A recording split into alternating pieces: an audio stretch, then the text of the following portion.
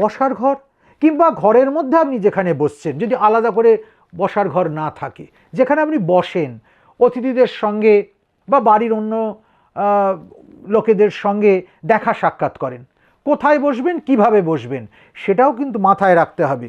সব সময় আপনি বসবেন উত্তর বা পূর্ব দিকে। উত্তর দিকে বসবেন দক্ষিণ দিকে মুখ করে, আর পূর্ব দিকে যদি বসেন তাহলে পশ্চিম দিকে আপনার মুখ থাকবে। আর ঠিক তার উল্টো ডাইমেনশানে আপনি যার সঙ্গে বসে কথা বলছেন বা যার সঙ্গে বসে সময় কাটাচ্ছেন তার আসনটা রাখুন। তার আসনটা কিন্তু সব সময় থাকবে পশ্চিম বা দক্ষিণ দিকে।